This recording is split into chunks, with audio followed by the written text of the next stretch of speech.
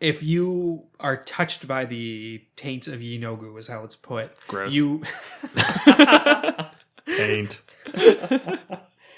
Call it a grundle. God. if you have the corruption of Yinogu in your soul. Welcome to Monsters and Multiclass, your weekly Dungeons and Dragons fix. I'm Kevin Odie. I'm Jared Bornicle. And I'm Will Milden. And we'll be hanging out with you for the next hour to talk about anything and everything D&D related. This week we're looking at the Monk Sorcerer multiclass, and then the Gnolls, stretched between the basic rules, the monster manual, and Volo's Guide to Monsters. So there's a lot here. So stick around and listen up.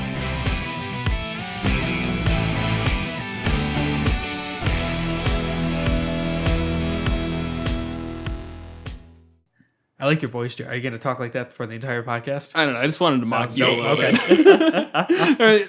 Welcome to Monsters and Multiclass. I'm Jared Bornicle. Tell me about Mountain Dew. All right. So our two classes today, Monk and the Sorcerer, immediately just very differing types of classes.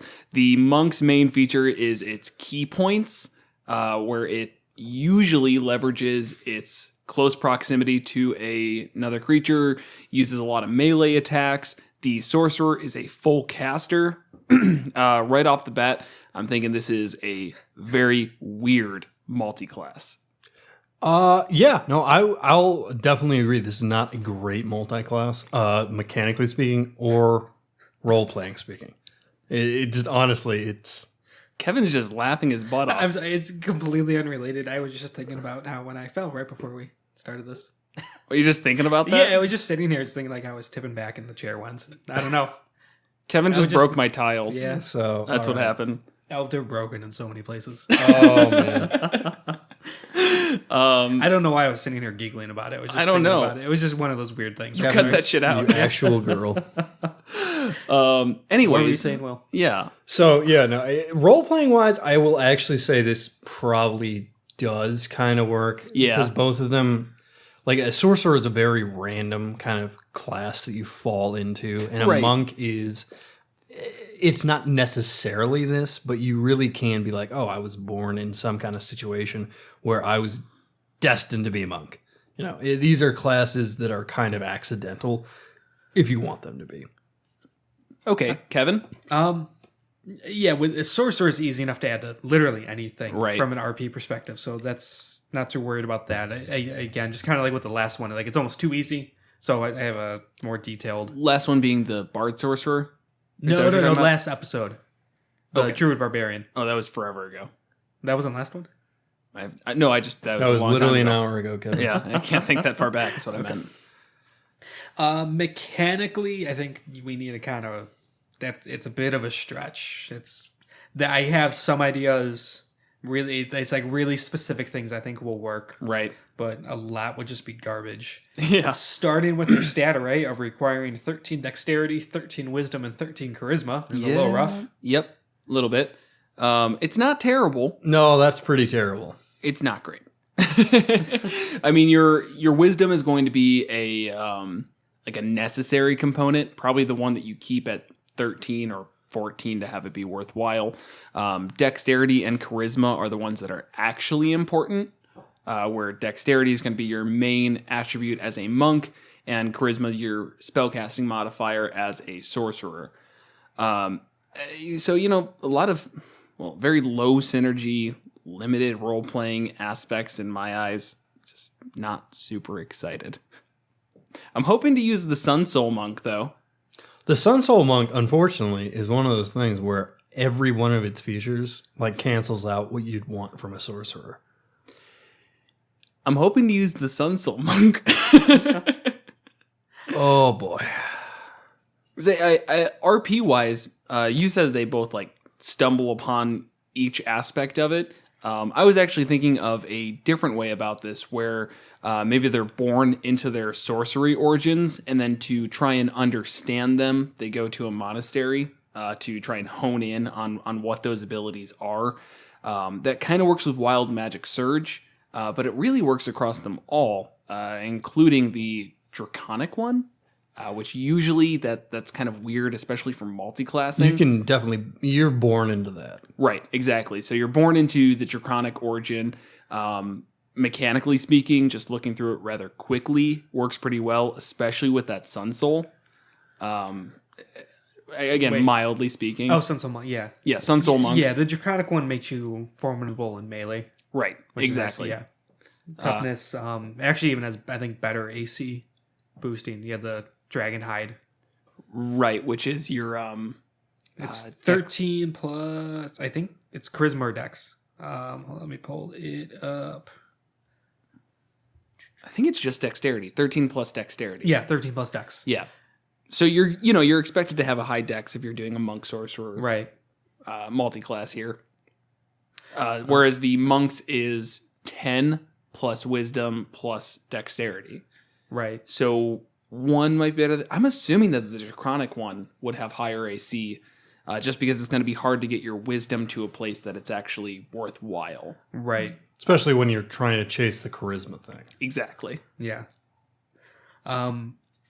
So the combination I like, so I know no one likes the Way of Four Elements monk, but that does mesh really well with Sorcerer, especially Draconic. Yeah. Does it mesh Sorcerer. well, or does it seem to mesh well? Because, like, in my opinion, a lot of the Way of the Four Elements monk is just like It's additional your, spells. That's your path towards pseudo magic use. I would agree. I think it sounds nice role playing wise. I don't think it works. I don't think it adds anything interesting mechanically speaking. It's kind of just like a mediocre spell casting. Kind of the same deal with the Sun Soul. It's just the Sun Soul's a little bit more focused. So a couple of things here, though. So with the Way of the Four Elements one, you are specifically you are casting the spell. You spend your key points to cast the spell, and it counts as a cast, which means you can use meta magic on it, and you could also get the Draconic elemental affinity.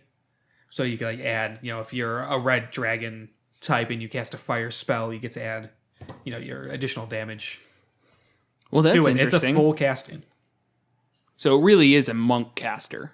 Yes. It's just using very different resources for Yeah, it. using key. And then there's a couple of these, the elemental disciplines, which are not casting a spell, whereas then that's, different. But majority of them are.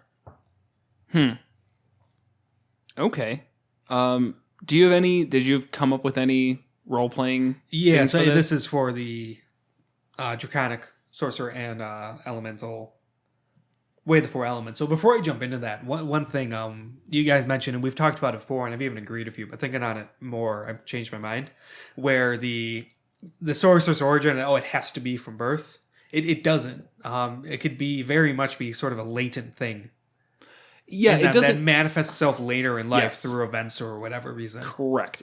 When we say from birth, it's more of like a bloodline thing. It doesn't mean that you're born and immediately start shooting fire out of your eyes. Right. It's not the Incredibles. Exactly. It's more of like, maybe when you hit puberty or when you become an adult, whatever or it is. some event brings Yes, it alive. yeah, And like you may some- not even be aware of it. Exactly. So I know we have said before that it's a from birth thing. I think the way that we really meant that was it's a birthright.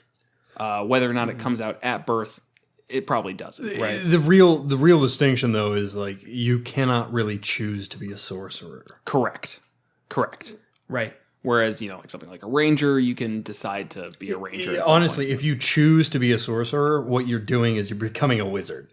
Or a warlock. Like, Or looking you're into- selling your soul to some horrible god and becoming a warlock. Exactly. A sorcerer it really is. You could argue you're seeking out some sort of. You study it, and that's kind of wizardly, but you specifically seek out unstable magic powers as an experiment to try to Okay. improve yourself with it. You team up with someone else within like the fluff of the player handbook. It talks about creating a sorcerer and what's your origin and why you're a sorcerer. And one of it says some lich created you as an experiment at birth. Oh, that's fun. Yeah, so why can't that happen as an adult? Yeah. No, it's you're something right, you but seek at out, the yeah. same time, it's like jumping into a pit of radioactive spiders. Yeah, And hoping like 9 times out of 10, you're just gonna die. Right, but we're not here to talk about the failed experiments. We're here to talk about the 1/10 that actually worked out well. Yeah, what's your PC backstory? failed experiment. Successful experiment. Yeah. It's quite the opposite. Yeah. Yeah, no, I'm talking about the Oh, the failed ones? alternative Oh, yeah. PC where Oh. you're a level 0 failed experiment. You've got 6 arms. Huge amount of spider bites. Yeah. So that doesn't sound fun at all. No. That's the very much like the commoner NPC PC role. So with you mentioned the way of the 4 elements. In general, I just don't love that class. I feel like it's not focused enough, and I feel like Wizards of the Coast kind of recognize that with the Sun Soul Monk, and I think that fits very well with the Draconic Origins. Reason being, it gives you a lot of that spell casting. Basically, your normal attacks can be ranged up to 30 feet, which kind of work like a cantrip. And kind of scale linearly with them. So that's just keeping the it... Radiant Sunbolt. Right. Yeah. So it keeps it more consistent. It doesn't... Basically, you could do a cantrip if you wanted to. But this way, you just have like a reasoning to stay further back without losing too much from going down both paths. Yeah. I know, I would still argue Way of the 4 Elements multi-class with Sorcerer, so they get the benefit of meta magic and the Draconic Elemental thing and other boosts like that to their spells. Could be pretty beneficial. Yeah. They might be enough to bring that class.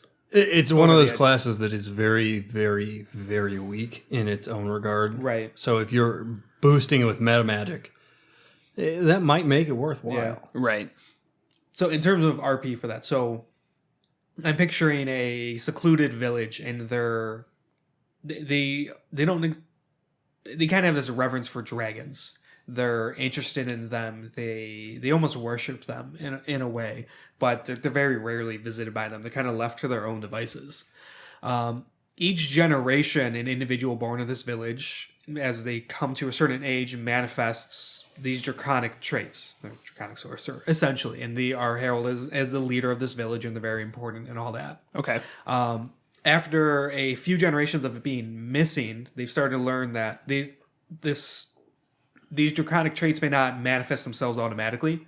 It has to be coaxed out of these people, or this individual. And so all the children for generations now are gathered up and they're trained in the way of a 4 elements monk. They master the elements much in the way a dragon masters the elements, because all the dragons line up to an element. Right. So they train in this throughout their childhood, and they become competent monks, way of the 4 element monk. And then, since you're the PC, of course, you're the one who happens to manifest these powers, and it's brought out in you. As part of your growth, you're kind of sent on like a pilgrimage or growth task. You were told to leave the village for many years, see the world, and grow in your power and gain perspective and knowledge, and then come back to us. And I mean, that could be the start of it. It's and then how you want to play from there, really up to you. You could say this character is, once they're out in this world, they're realizing, I really don't want to go back to this really small, narrow-minded village to rule over these like few dozen people. Or maybe they're longing to get back, but they know they're not ready yet. Or you could take a kind of a more twisted route. It's once you're out into the world, you realize your village is a cult to dragons. And like you start learning about how these other places operate. It's like there's a lot of really weird stuff going on. They would sacrifice people, and you grew up with it. You thought it was normal. And you're like, no, that's not normal. And you also learn like the chromatic dragons are not nice. They're evil. But like you don't differentiate. This village doesn't differentiate between the metallic and the chromatic dragons. Okay. So you'd be easily be swayed to evil. It's like, shit, now what do I do? That's interesting. I like that. I like that a lot. And that does work well with Way of the 4 Elements, because then you're not really contrasting to the Sun Soul, where you're kind of shoehorned into the fire dragons. This is like you can kind of choose what element you would like to stick to, which I think is an interesting way to go about it. Sticking to an element is always kind of a cool idea in my head for D&D. Right. That doesn't play out well most of the time. Unless you're a Phoenix Sorcerer. Unless you're a Phoenix Sorcerer, which again is just fire. There's just so many ways to go down the fire path, but there's not a lot of ways to go down the other ones. But maybe you finally have a use for that water whip. No. It's now an action, not a bonus action anymore. Yeah. Yep. That was updated in the errata. Yeah. But I like what you were saying, Kevin. Like the idea of kind of a cult mindset fostering these sorcerer monks. I think that would be something that would actually arise in situations like this. Generally speaking, a sorcerer, not really choosing what they are, but a monk can be subjected to it. It's like you're going to become a monk. You don't really have an option. You're 12. Go punch a waterfall. Right. Divine Soul is a sorcerer origin. Does that mesh with Way of the Open Hand at all? It's 6th level, saying starting at 6th level, the divine energy coursing through you can empower healing spells. Whenever you or an ally within 5 feet of you rolls dice to determine the number of hit points a spell restores, you can spend 1 sorcery point to reroll any number of those dice once, blah, blah, blah, blah, blah. So would that work with Way of the Open Hand, or is that a no? Because Way of the Open Hand isn't, any healing they do is not spell related, even if it's on themselves. I'm not following. Way of the Open Hand, it's the monk class. Yeah. They can do healing, but it's only on themselves, I believe. I don't think it's a spell. I It's not don't a think spell. it's not a spell. Okay, so that doesn't work at all. It was a question, not an idea. So I don't think Divine Soul is going to work at all. That's kind of a bummer. Throw that one out. Because it's otherwise just based around healing. Meh. Not very impressed by that. So in terms of monk, I like Way of the Shadow. Even just standalone, I think it's cool. Monk subclass. And I then- like the Shadow Step ability you get at 6th level, where if you were in dim or darkness, you could teleport up to 60 feet into dim light or darkness. Right, and I'm assuming you're going to bring up the shadow magic for Sorcerer? Yes. Yep. So I looked at that as well. Really good. It's one of those weird ones where at level 14 for the Sorcerer, you basically get the same ability. Where at 14th level, you gain the ability to step from one shadow into another. When you are dim light or darkness, as a bonus action, you can magically teleport up to 120 feet to an unoccupied space you see that is also dim light or darkness. Which isn't like a huge detractment, just one of those like hard stops normally. Yeah, where 14's pretty high to get to in a definitely, multi-class. definitely. And it is a better ability if you do the shadow magic, because that's 120 feet. Right. But that was just something I noticed, that those two go well together. Right. It's kind of like League of Shadows shit. Where The League of Shadows.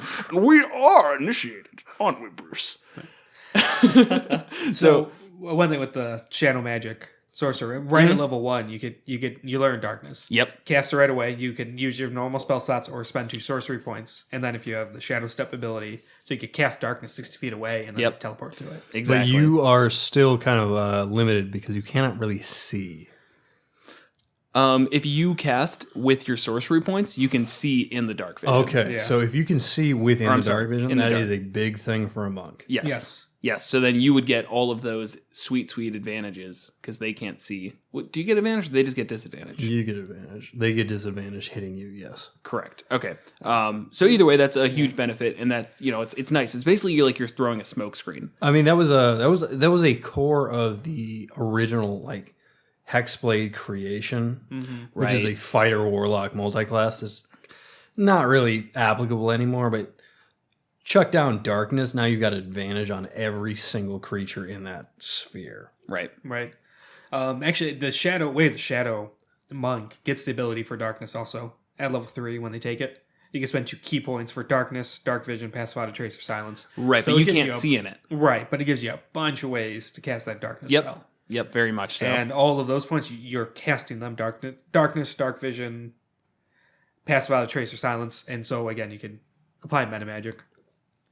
Oh, it is to it. considered casting. So what, Yeah, spend 2 what key would be points to the cast. what would be the Yep. advantage of meta magic in a situation with any of those spells? Oh, let me look up the specifics of Meta Magic. There's a lot of them. Yeah. There's a lot of things you can do, but not necessarily beneficial things. Font of Magic. Careful Spell. Not with those. Distance Spell. So you could double. Nah. What, make it cast further out? Yeah. Yeah, and that's Yeah. not really good if you're trying to punch people in the head. Especially if it is outside of your 60-foot range of being able to teleport. Extend Spell. So you could, if it's 1 minute or longer, you could spend a sorcery point to double its duration to a maximum of 24 hours.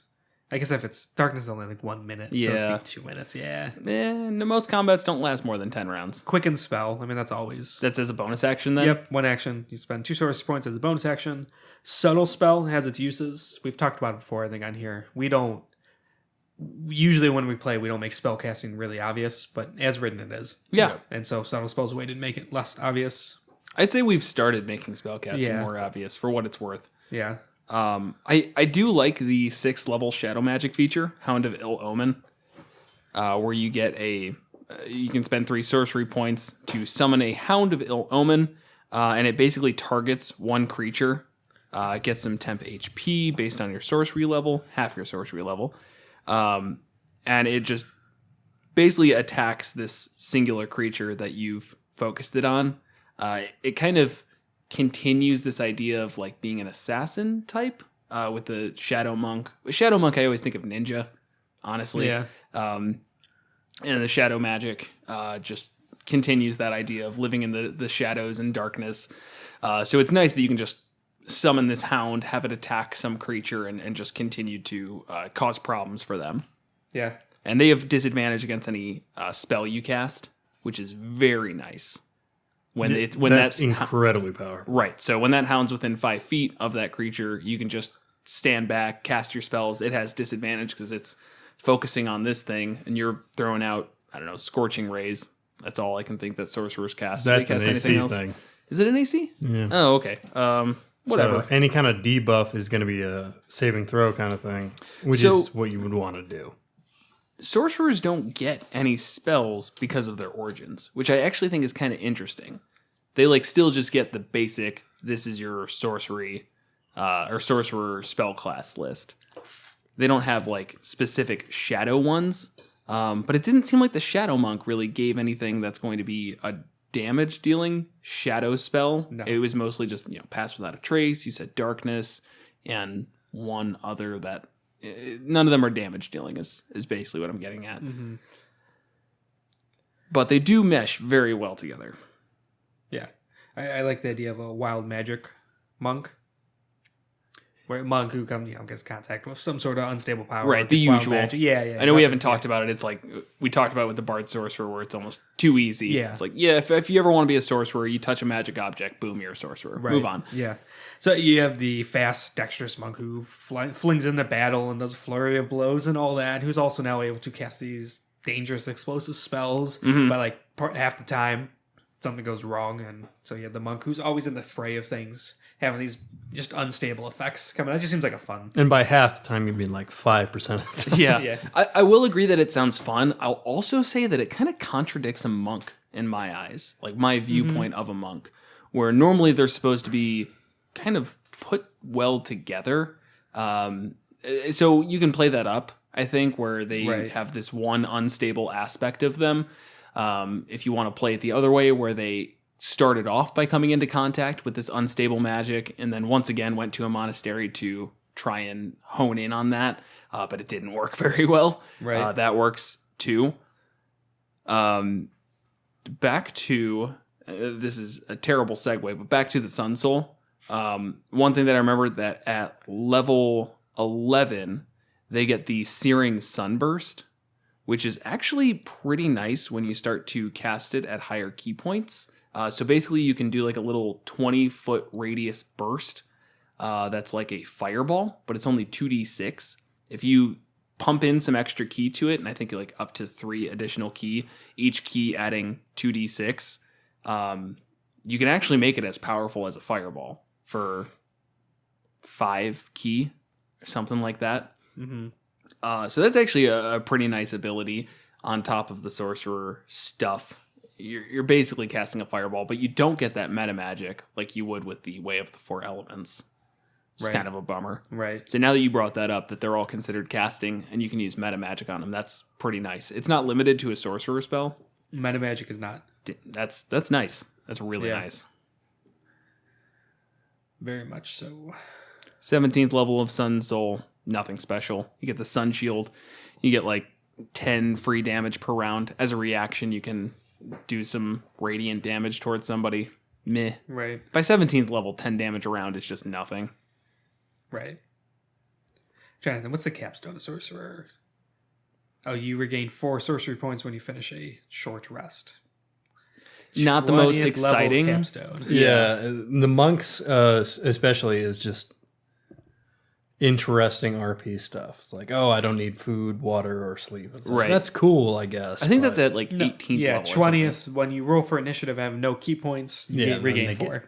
more. Keys. Basically the same thing then. Yeah. They both just regain at 20. So neither are necessary to No. cap out at, especially if you're now going to be expending your resources on both sides from Right. key and sorcerer. It'll just be managing that. I don't know. Nothing special. If anything, I'd say that the monks is better just because you're getting that every single initiative and you can keep using 4 key points, which can go a very long way at that Right. high of a level. I mean, even if you're just using it for flurry of blows, that's 4 flurry of blows per combat, Right. which is 2 additional attacks 4 times. Yeah. It's pretty good. Yeah. All right. Back on the Shadow Monk. This is not Yes. specific to the Sorcerer multiclass or anything. Shadow Step. So I think we've had one Shadow Monk before. Yes. I think that was Joe a long time ago. Mhm. I know then none of us were DMing, and it was ruled really, really lenient on how Shadow Step worked. Yeah. If there was a shadow, he could teleport to and from it. For How what would you it's guys worth, rule that? We were also playing Curse of Strahd. That That was during Curse of Strahd. no, it was Horde of the Dragon Queen or No, it was- Raza Tiamat. Was it? Yeah. Yep. That was Okay. way. Well, then I'll back step then. back off Yeah. that. All right. Yeah. How would we rule that in this setting? Like, how often would there Just be in dim general, light? now that we have more experience and stuff, would you say if there's a shadow, like in that sense, you're saying like somebody cast shadow and you could teleport into the shadow? That's how Yeah. it was played. Yeah, it's very difficult. I would say that it forces some pressure on the DM to make light sources. Because I would Yeah. totally, I mean, in a perfect setting, you're drawing some terrain and, there's some crates right here. Well, if the light source is over here, there's going to be a 5-foot shadow this way. So if you're in this Right. 10-foot area, boom, you've got a shadow that you can teleport from. And now you have to find another thing like that that you can teleport to. Right. It's very specific. Yeah. Or are we trying to make it come up too much? Because I mean, it says when you are in dim light or darkness, which is I think that's the specific- core. Yeah. Like somebody casting a shadow is not mechanically dim light. If you're Yeah, standing in at someone's noon, shadow. Yeah. It doesn't matter if you're casting a shadow. That's not the shadow that the monk is looking for. Right. How large of a radius is darkness? Is it a 30-foot radius? I'm sorry. 20 I foot. think it's Okay. So, I mean, yeah, if you cast darkness, which you've got tons of ways to do that, you can teleport around that area, right. which you might get lucky and all of your monsters or enemies are in this area. And from that point, sure, you're a monk. You're going to be up close. You've got the ability to get up in everyone's face as you need to. But in general, I think it's a pretty weak ability just because of that. And it puts some additional things on the DM that normally you just don't want to deal with. I don't want to have to say, it's noon, so there's no shadows. Oh, it's 2:00, so there's actually shadows to the east. Well, again, though, that goes back to someone's casting a shadow. This tree is casting a shadow. It's not dim light. It's if somebody is standing within the shadow of a tree, you do not get disadvantage on Right. that check to see them. Yeah, that's true. I like that idea though. But in like Out of the Abyss, for instance, that's Then like, it's golden. you can travel that way. Yeah. So Yeah. I mean, in Out of the Abyss, perfect ability. It's At night, almost overpowered. At night, yeah, it's great. That's what I'm saying. a It lot of kinda- out of combat capabilities too. Yes. Yeah, I can think that'd be some fun out of combat stuff that you could just kind of teleport around. Keeps up with that shadowy ninja type thing. Right. You can just get to a high vantage point and teleport 60 feet over a wall. Yeah, and I think that's like the only thing that you're gonna get with the Sorcerer multi-class is if you want a vantage point, the Shadow Monk is good at finding them. Yeah. Yeah, that's actually a good point. Right. I'm thinking back to that. I don't remember the episode we were talking about. The one thing that can possess other creatures, like A takes their Nilbog? memories. No, it takes their like memories. Oblex. Oblex. Thank you. And we were talking about they put them up on a balcony. So basically just a balcony. If there's ever a balcony and it's like, that's kind of shadowy, boom, you can teleport up there, and now you're sorcering spells down from the heavens. That's pretty cool. I mean, that's not bad. It's really just like a free Misty Step in very specific situations. Exactly. Is that worth multi-classing into? Probably not. But if you're just going that dark, brooding sorcerer type, that's fun. What is the dark, brooding sorcerer type? It's these two classes. Seriously. It's shadow magic and it's Way of the Shadows. I never chose to be touched by magic. I trained in karate because I was mad. I like it. I'd play that. Yeah. What other storm sorcery could that mesh well with Way of the Four Elements, or are we just kind of taking away from either of them? I didn't really look into that one. Let's see. Not having everything memorized. That's honestly my first experience my first thought is a lot of the thing with storm sorcery is that like when you cast a spell, you go 10 feet in the air. Okay. Yeah. Not really great unless you're just Especially not good as a monk. right. Yeah, you go up 10 feet. Nothing. Gain resistance to lightning and thunder. Nothing important. Yeah, If it's raining, you can make it stop raining. Cool. That's important. Yeah. Hey, it's right in line with Monk's level 14 ability of having absolutely no use in a campaign. No. A lot of the sorcerer things are... they almost heavy-handedly demand that you be a sorcerer, and that's it. Yeah. Storm Sorcerer is awful. So there's Yeah, one I'm not a the big level fan. 14 abilities. If you get hit by a melee attack as a reaction, you can push that thing 20 feet away. It's like no. I want you nearby. I'm a monk. But if you're a shadow monk, you can teleport right behind them after you push them away. Nothing personal, kid. Nothing personal, kid.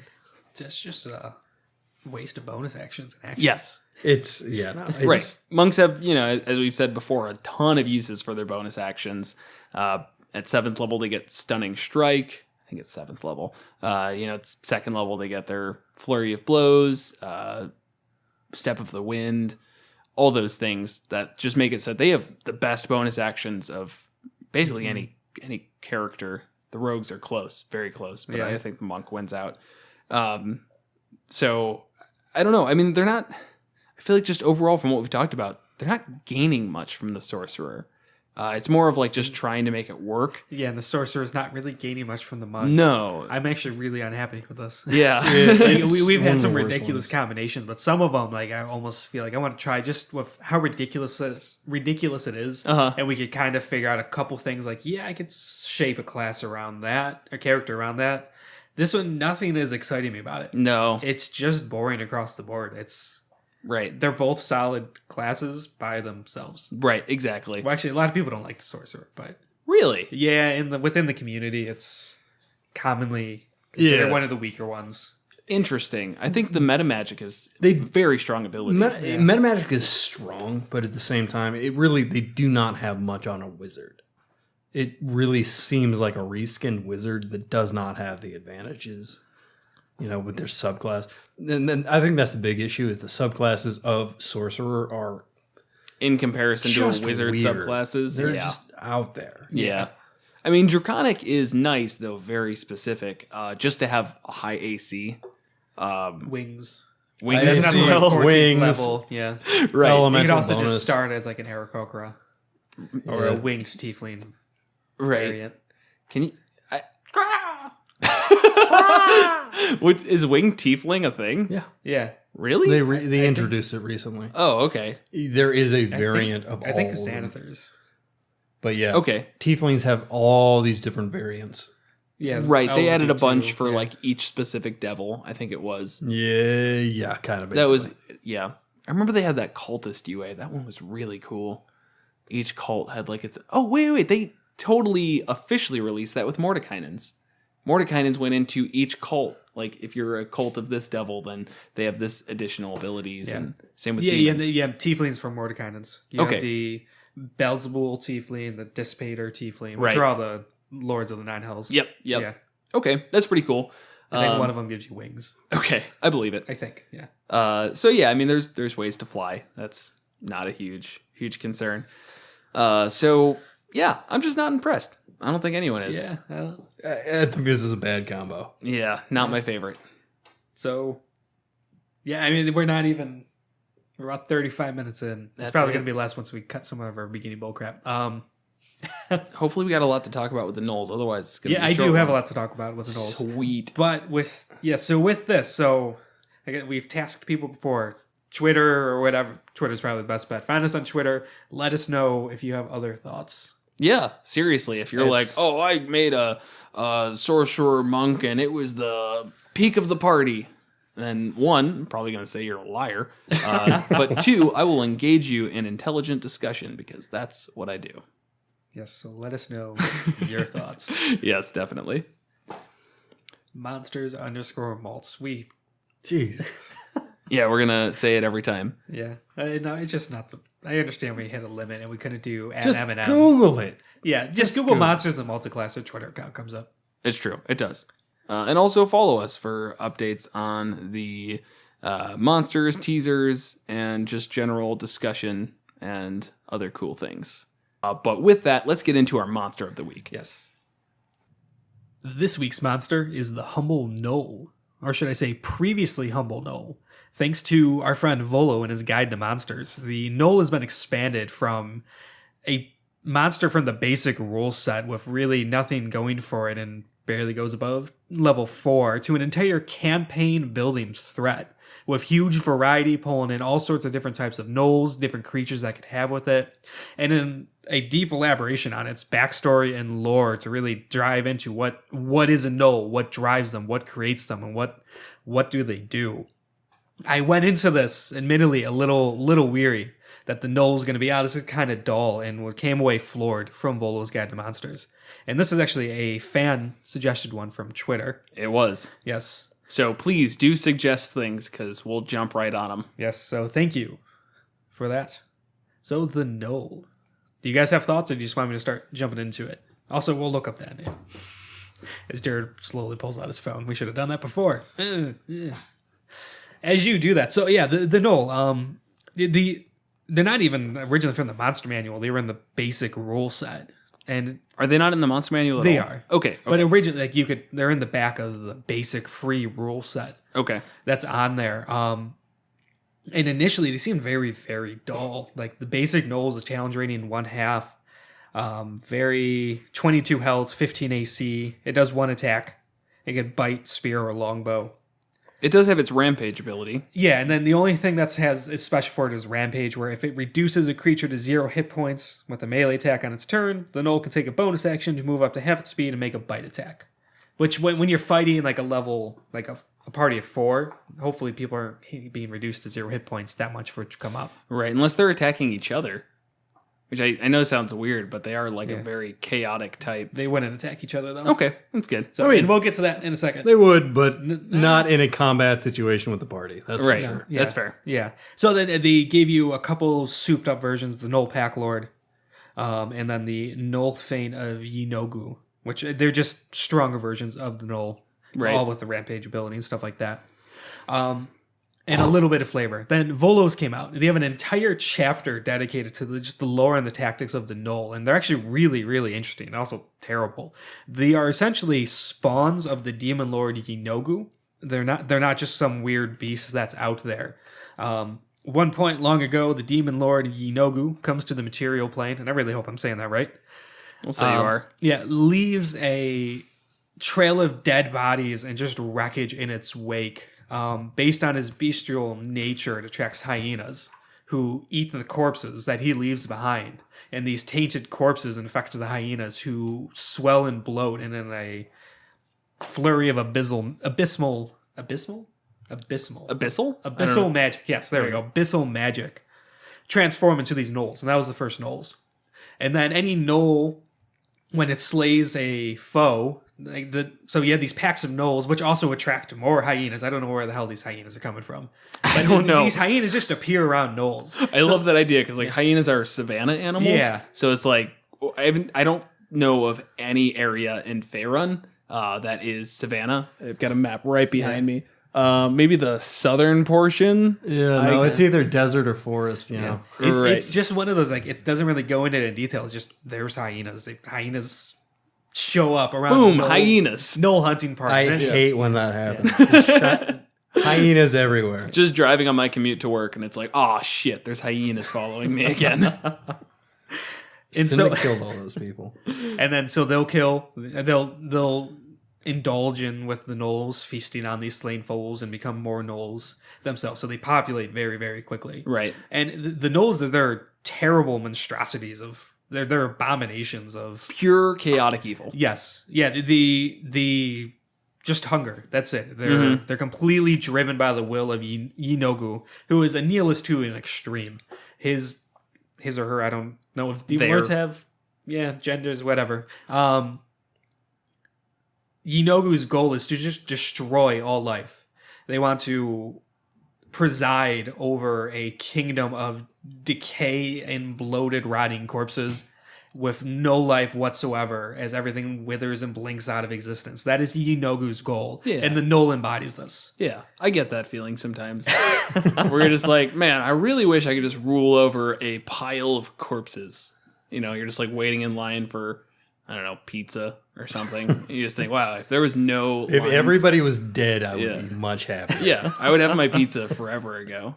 I'd also have to make the pizza myself, but, you know, I got time. Nobody's requesting anything from me. Win some, you lose some. Win some, you lose some. For what it's worth, I did look it up, and it was Jesse the DM. Jesse _the_ DM. So thank you for the suggestion. It was great. We're going to keep on moving. Yes. Sorry for the delayed shout out. Yeah, so Gnolls fight with this just unbridled frenzy and hunger. They consume everything they kill, every living thing they kill. And actually, real interesting is specifically what satiates them is killing and consuming intelligent creatures. Oh, So they're interesting. driven to raid villages and Right. towns and caravans and stuff like that. They can't be reasoned with. I know a lot of times we kind of like to go that route with these like kind of monstrous Right. type races and stuff like, oh, maybe they kind of have their way of things. Let's make this a moral dilemma. No. Gnolls, no. Not at all. The moral dilemma is how badly do we slaughter them after? Right. Yeah, and you can't even leave one alive because if you leave one alive, it's probably going to get a kill. A hyena's going to feast with it. Right. There's 2 gnolls. Yep. Boom. Just keeps going like that. 80 hyenas come out of nowhere and feast with Hey, them. I heard you were killing gnolls. What the hell are you doing, man? This is not Central Africa. So and then Volos adds a huge variety to its beastry of gnolls. The highest being the Flint, Yeah. which is a really cool stat block. It's challenge rating 9 gnoll. It's touched by and blessed by Yinogu himself. I really think it refers to Yinogu as a him. Himself and given a magical flail.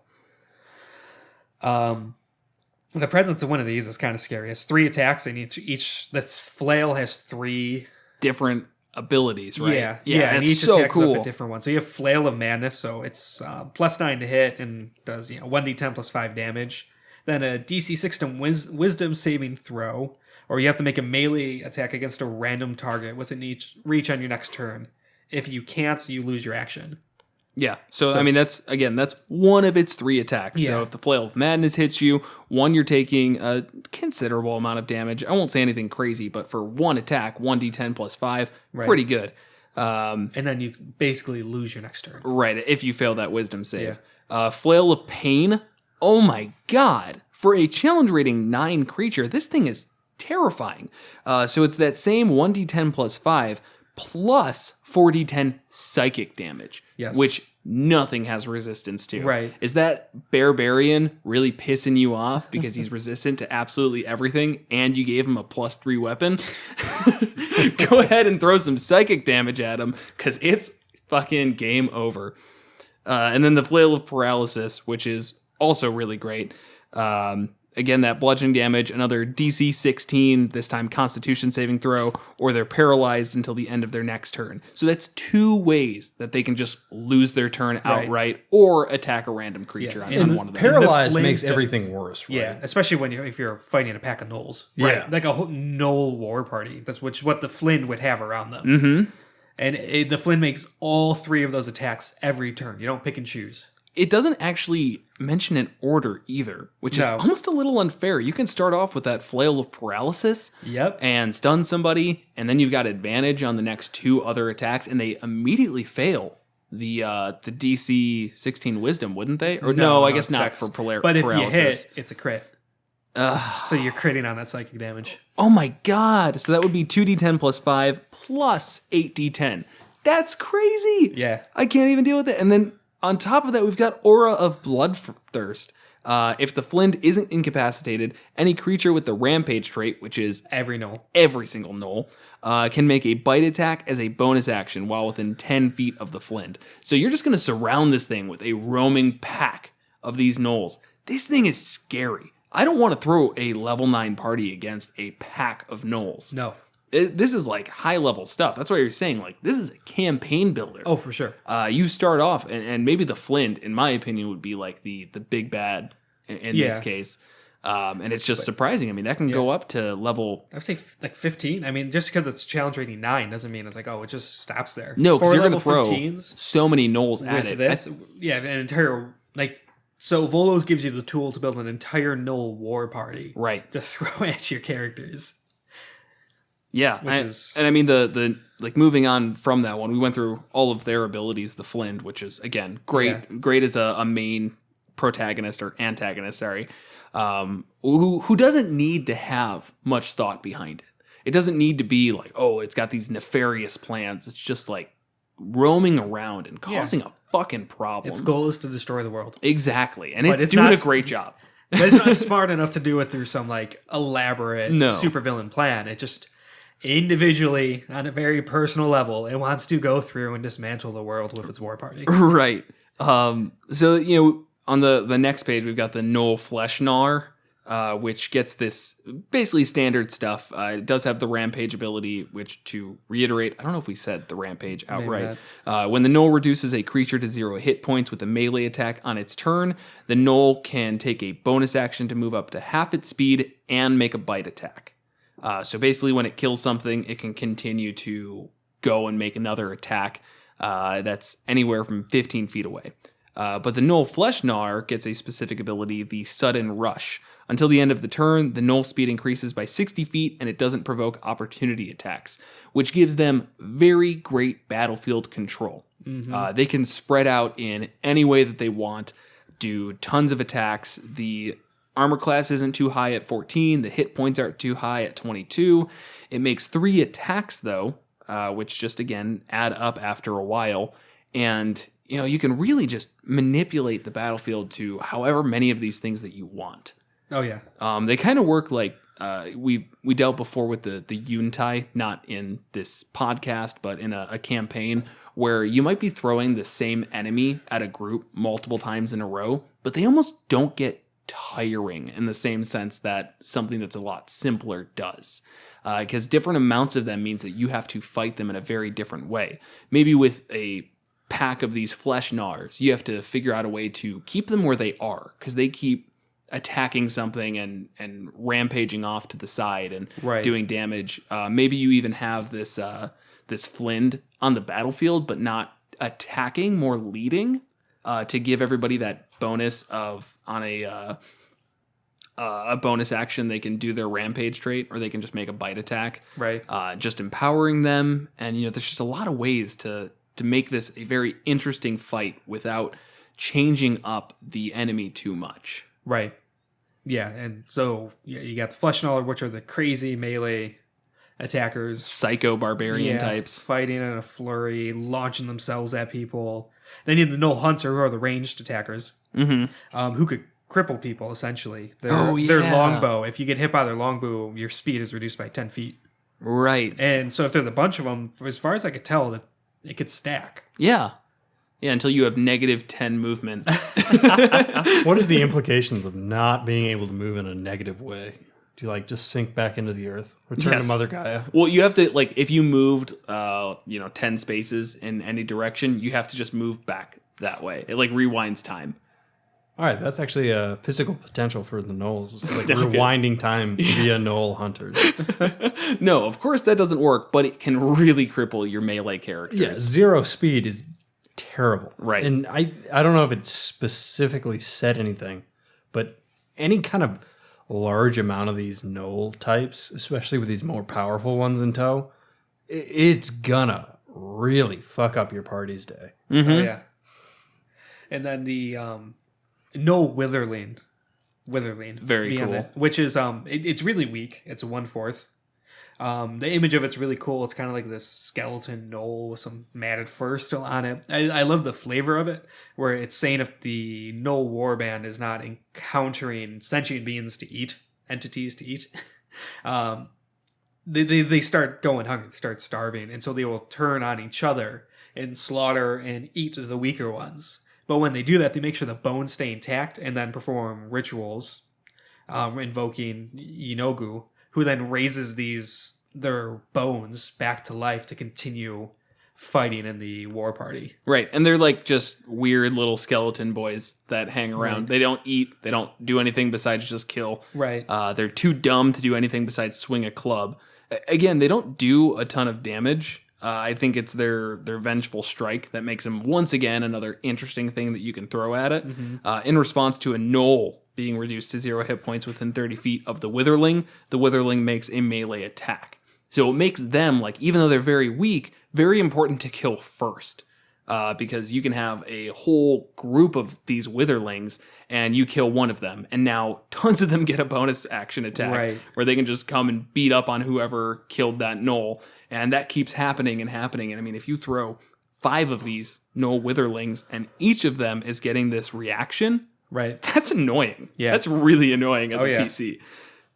So it just makes them a very big focus, where usually you would like to take those dumb hits from the weaker beings and focus on whoever the big bad guy is.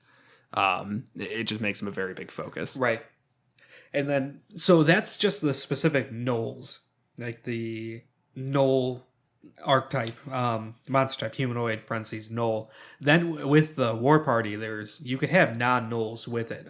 Really? Since the gnoll, their spawns, essentially, they're spinned off of a demon lord. It is not uncommon for demons to be part. Yeah. So there's... I didn't go into enough detail to point out the specific ones, but every demon within the Monster Manual and Volos has a little paragraph of lore, and they'll explain kind of what demon lord they're attached to. And there's a good handful of them attached to Yinogu. Right. There is one, though, Shusuba, which is really cool looking. Oh, it's like a It's little like a demon wolf. hyena. Yeah, I guess it is more of a hyena. Yeah. Let's say a demon dog. Yeah, well, that's specifically hyena. That's Oh. why it's attached to Yinogu. Hyena dog. Yeah, Hyena and yeah, demon. Yinogu will send these things Taking a step to back. protect like the Flins and like the high level, high ranking, and so it's challenge rating 8, 110 hit points. Oh, God. Yeah, Okay. damage resistances to cold, fire, lightning, bludgeoning, piercing, and slashing. Non-magical means. What? Can't be charmed, frightened, or poisoned. Yeah, it has the rampage ability like everything else, and then it has 2 multi-attacks where it could bite, and then it has tail, like a stinger tail, like a scorpion, which +7 to hit. First of all, the bite does 40, 10, +4. Oh, my That's an God. average. That's 26 damage average. Yeah. Yeah, +7 to hit. And then the stinger tail is a 15-foot range, does 2d8 +4, and then you need a DC 14 con save or you become poisoned. And this special type of poison also paralyzes you. Oof. You can repeat the saving throw at the end of each of its turns, ending the effect on itself. Yeah. Yeah, okay, that's crazy. Yeah. You're totally right. This could be level 15, no problem. Yeah. I think a Flint and what is that called again? A Shusuba. Shusuba. Okay, a Flint and a Shusuba together, Yeah. that's crazy. I mean, Yeah. they're both challenge rating 9, challenge rating 8, and then you're expecting other gnolls on top of it. That's a tough fucking fight. Yeah. And Oh, then- I'm excited. Yeah. And out of the best, you remember when I threw that kind of gorilla demon at you guys? Yeah. That's another one that's connected to Yinogu. It's just like this unbridled rage just wants to... Damn. Yep. Yeah, I mean, this just keeps... Yeah. The campaign itself isn't going to have any of these deep moral quandaries that we usually like to touch on. Uh-oh. Yeah, you Kevin put up a definitely finger. Can. It's not going to be driven from the gnolls. There's not going to be question. Oh, should we try and work with this gnoll war party that's ravaging the land? Like, no, we should kill them. Yeah. By what means? You know, you could set it up where this keeps growing. They keep multiplying in number. It's becoming really unable to be managed, and they start splitting up and taking different villages, and you have to decide who you're going to save, how you're going to direct it, how you're going to fight them. Yeah, you could that's definitely fair. make it interesting and add some morality issues to it, and like what sort of tactics you could have a devastating type AOE sort of long range, siege type tactics on these gnolls descending on a village, but it's also going to destroy the village. Right. So what route do you go? Okay, so no moral quandaries in whether or not you kill them or anything. Just more of like the additional damage is done. Yeah, no. The There's a lot of ways gnolls are very binary. Right. They are bad. You are not as bad as the gnolls. Even in a chaotic evil campaign, Right. like you gotta stop the gnolls. Right. Even if Right. you're the evil warlock who's like, I have much bigger plans after this. It's Yeah, like, and a but warlock is probably assigned with a devil. Like Right. a warlock is actually a great adversary for gnolls, Right. Because Devils hate they demons. Yep. almost perfectly embody the demonic ideal, which is just this chaotic. I want to rule over all the corpses in this world. yeah. Devils are not like that at all. They are very much more lawful than the chaotic nature of the demons. So and I think the gnolls are actually a great addition to the war between devils and demons. Yeah. Because the rampage ability it kind of sucks against PCs. You don't Yeah. want to be getting reduced to 0 HP, so Uh-huh. it doesn't Right. come up. But in a war against, like villagers or even lesser Oh. devils, Okay. your gnolls are suddenly very powerful. Right. So you're saying they're maybe dropping these devils down to 0, these lesser devils. Exactly. Like, yeah. if they're in a gigantic fight against a enemy that's, less horrifyingly savage, they have a distinct advantage. Yeah, that just sucks again as a DM because now you have to manage Yeah. to make that actually worthwhile. You need the devils to actually do damage as well. So you need to want to protect them. Otherwise, it's just well, why didn't they just attack the PCs who are obviously more of a threat? So that sounds like a big pain in the ass to manage, but super cool.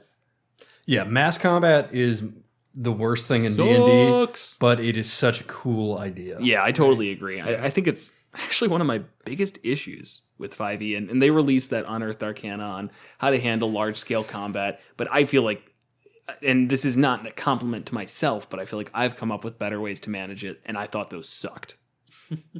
Is one of those things I want to see done right, but Right. I haven't seen it yet. No, I think the only way to handle large-scale combat, which might be important if you do run the Gnolls, is have these large issues that happen and let your PCs address them in smaller tactical areas, and let the big things just be decisions.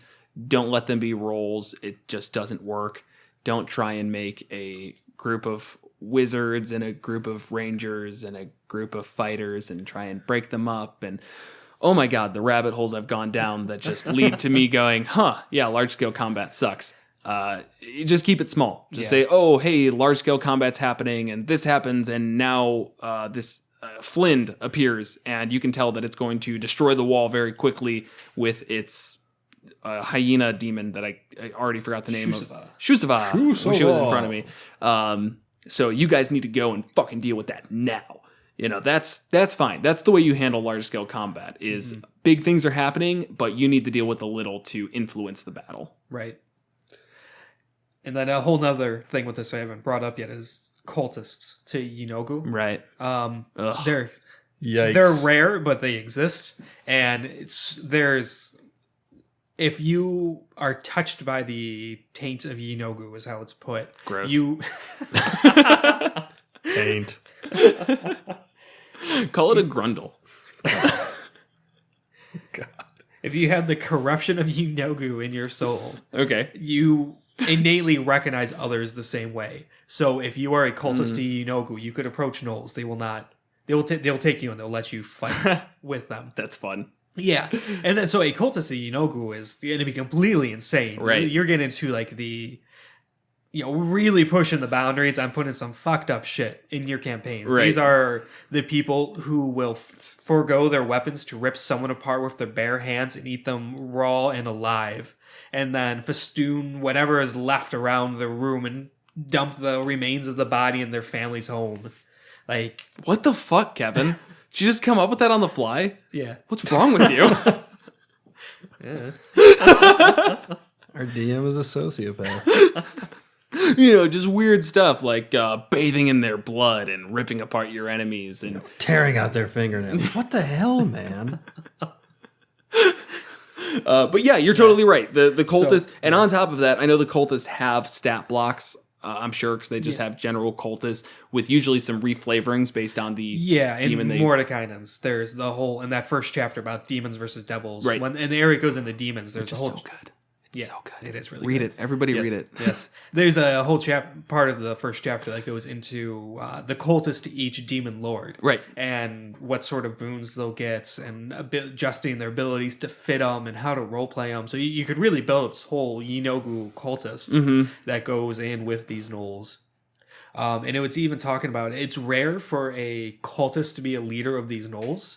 But if there's a particularly intelligent and cunning one, Yinogu will allow that person to keep somewhat of that part of their mind while still having that bloodlust, and they are put in the leader of this warband. So that's a whole campaign building. Yeah. They got their Flynn, their left-hand man of the Flynns. Who has its left-hand man of the... Just left hands all the way down. Right. Yeah.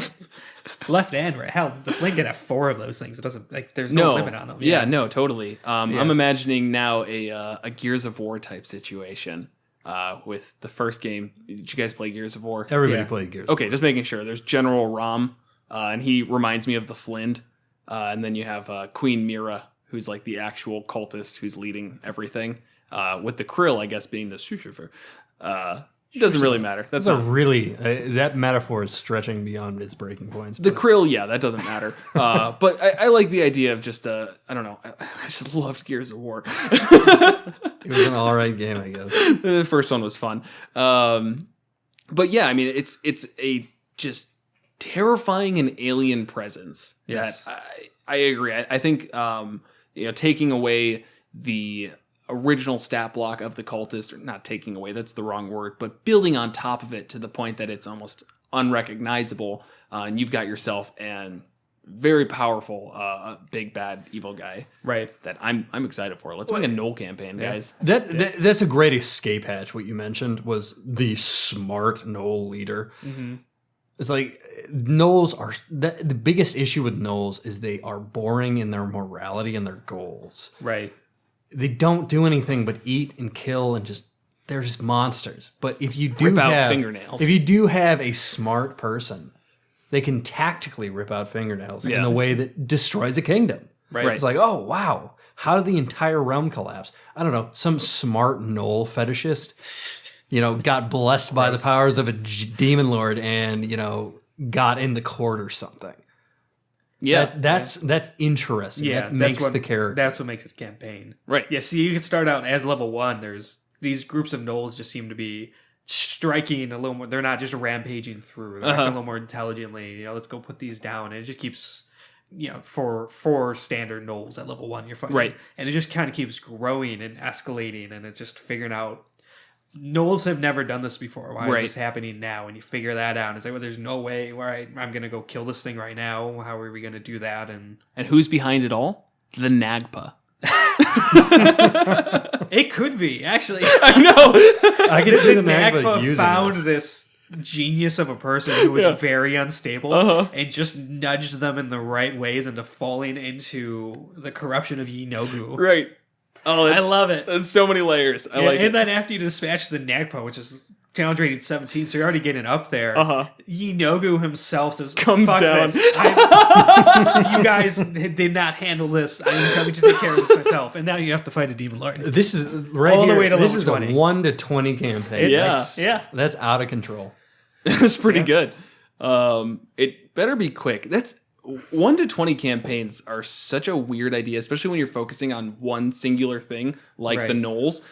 Because even though I said it's a monster that you can keep fighting and it's not going to get boring, it's going to get really fucking boring if you're fighting it from 1 to 20, where it's okay, this is the exact that's same why you kind of slowly dole out the other things mixed in, and there's also tons of room for character building. Yeah, it's also saying ghouls are very common to Oh my go god. with gnolls, just because they just want to eat everything, and the gnolls kind of recognize that and will leave them alone. Oh yeah. Hyenas, Yeah. trolls. Even I don't know much about. I know like what a troll is. I don't know Right. much about their lore, and apparently they have a very similar mindset to the gnoll. Oh. and so they'll go together. Okay. Yeah, I've always gotten the impression that the trolls are just kind of ridiculously evil types. Right. Yeah. Same. Yeah. Yeah. And then you could even have it's saying so the gnolls have no interest in treasure and valuables. Right. So they'll go through a village and kill and slaughter and eat everybody and then leave it. Right. So you have opportunists, factions and stuff following behand these gnoll warbands. Like the Nagpa. I mean, that's basically exactly what the Nagpa Actually, did. yeah. The Nagpa funding his own political campaign, to instill the rights of gnolls in the campaign. Yeah. Yes. So yeah, the Nagpo was a monster of the week a while back. It's clearly listed in the description. They're terrible bird monsters who kind of pull the strings behind the scenes, cause the downfall of society. So go check that one out. It Nagpas are cool. was episode 8. There you go. Episode 8. Yeah. It was a good one. So, yeah, I mean, I know that sounds dumb, and not dumb. It doesn't sound dumb. It almost fits too well. But that would just be a really interesting twist. And we were kind of talking about, when we talked about the Nagpa, like, how would these things lead these crusades to destroy villages and whatnot? And if the thing was they're pushing the gnolls towards where they want history and information and knowledge, Right. hey, that lines up perfect. Yeah, the gnolls are actually a perfect kind of almost filler enemy that does not have a general goal. Right. So you can give them whatever somebody if behind your it. goal involves destruction, you probably are good hiring gnolls. Yeah. Hiring's not even the right word. It's literally just dropping them in an area and pointing them towards No one it. hires gnolls. Exactly, right? Actually, he points out to say one of the lines within the fluff of it is nobody hires gnolls. Even the most barbaric orc tribes will not work with gnolls. Right. Yeah, that was one. So super fun. Yeah, I don't know. I'm really glad we dove into this one. I think we have a tendency to look for like this standalone, high-level, cool monsters, and somewhat ignoring stuff like this. I mean, I guess we're only 13 episodes in, so but. I'm glad this was suggested. Jesse the DM. Yep, Jesse the DM. Thank you very much, Jesse. Yeah. That was a very good suggestion. Yeah, I think we need to do a similar one of these. We were talking about there's the 3 kind of lower level monsters. There's a whole bunch of them that are just kind of seen as defaults. So we have the gnolls, the goblins, and kobolds. the kobolds. Right. I think we could probably. I think all of those have a section in. You're saying those all could Volos. be rather large campaign portions? Yeah, goblins definitely. Yeah, goblins and kobolds have their own chapter in Volos in the beginning. So Might need to skip over the Nilbog, seeing as we just went over that.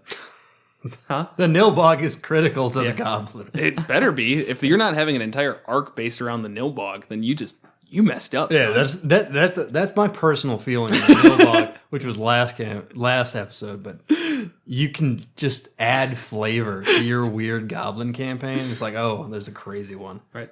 That's great. Unfortunately, with the Gnolls, you don't have anybody like the Nilbog because they're all psychotic. Just monsters. Yeah. Oh, so crazy. Yeah. Honestly, I love the art for them too.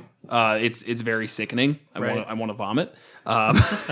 153 is the Flind on Volo's guide. Just check it out. It's great. Any other closing thoughts? No. I do not think that hyenas are that common. No, and that I still agree. bothers me. So yeah, it doesn't really explain it. I kind of No. got the sense it has to do. It's demon magic. magical demons are the reason hyenas are in our neighborhood. All right, Okay, cool. whatever. So yeah, use gnolls, do them justice, play them up as terrible, Yeah. and as horrific as they are. They're not fun little like, oh, we're just stupid gnolls. Like they're And like I do goblins. yeah. Well, goblins, we can make them fun. Gnolls, you can't make them fun. goblins. No. Yeah, that's Or the gnomes. core of the Yeah. gnoll. Just remember that. That's good flavor. Do them justice in their cruelty. Yes. Rip out fingernails. Oh Now that's too like methodical. no, that's Rip the off the leader of entire the Gnolls. arm. Not if they eat the fingernails. What the hell, man? I don't know. Nobody eats fingernails. Well, No, actually, it's more like all right. So you grab them by there and you just rip off the entire arm. right. But what if they keep only the fingernails? Didn't it say somewhere in there that they like keep trophies? No, No, I they don't just think eat so. everything. practical stuff, weapons. Right, that's what it was. Okay, so not fingernails. Those aren't practical. What if it was practical to extend your fingernails with other fingernails? I don't know. Maybe they're weird about tabaxi. Tabaxi have very pointy fingernails. Yeah, sounds about right. Yep. All right, that's all I got. Yeah. Good. Hell yeah. Cool. Thanks, All guys. right. Thanks for joining us. See you next week. Next week on Monsters and Multiclass. Next week, we're going to talk about the Cleric Warlock multiclass and the Elder Tempest from Mordekainen's Tome of Foes.